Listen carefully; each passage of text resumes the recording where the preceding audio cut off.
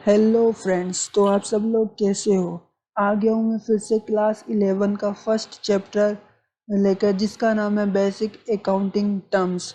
वैसे हमने ऑलरेडी खूब सारी अकाउंटिंग टर्म्स के बारे में पढ़ चुके हैं। आज कुछ नई अकाउंटिंग टर्म्स के बारे में हम पढ़ेंगे, जिसमें पहली टर्म्स है गुड्स, सेकंड टर्म्स है हमारी कॉस्ट ऑफ गुड्स सोल्ड, और थर्ड जिसका नाम है बुक वैल्यू।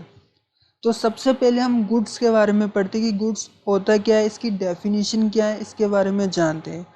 तो गुड्स की डेफिनेशन इसमें बता रखी है, the term applies to all items making up the sales और purchase of business. It's mean, ये डेफिनेशन हमें ये कहना चाह रही है, ये बताना चाह रही है कि वो सारे आइटम जिनकी सेल और परचेज में बिजनेस इंगेज होता है, जो बिजनेस का मेन एक्टिविटी है, जिसकी सेल और परचेज बिजनेस में मेन ऑक्यूपेशन है, उसको हम क्या बोलते हैं, गुड्स। मतलब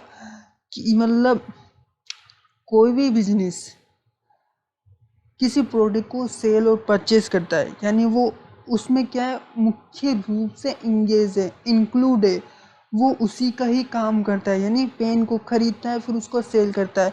तो ये बिजनेस की एक एक्टिविटीज़ है, ये बिजनेस की एक्टिविटीज़ है ना। तो बिजनेस के लिए वो क्या हो जाएगा, गुड्स हो जाएगा। तो बिजनेस के लिए वो क्या हो जाएगा, गुड्स। दैट्स फॉर हम एग्जाम्पल के आधार पर बहुत अच्छी तरह समझेंगे। If the business of a business is to sell and purchase a pen, and then its pen will become that goods। इसका मतलब, अगर किसी बिजनेस का काम पेन की सेल करना और परचेज करना है तो उसकी पेन गुड्स हो जाएगी। That simple. क्योंकि अगर मान लो सपोज कोई कंपनी है, वो नोटबुक को बनाती है फिर उसको सेल करती है, तो उसके लिए नोटबुक क्या हो जाएगी, नोटबुक उसके लिए गुड्स हो जाएगी। गुड्स ही तो होगी, क्योंकि नोटबुक का वो प्रोडक्शन कर रहा है। That's it.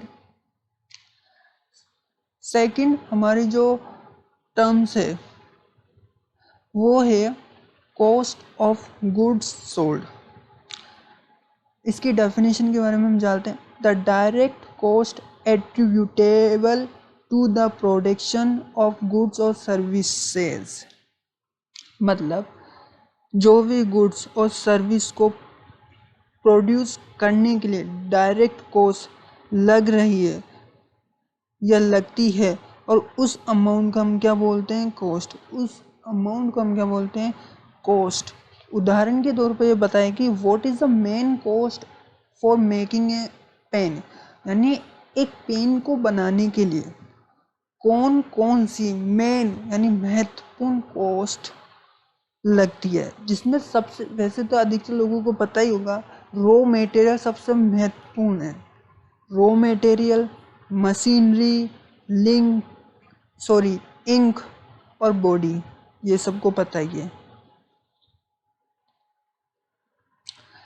हमारी जो थर्ड टर्म्स है वो है book value, the amount at which on item appears in the books of account.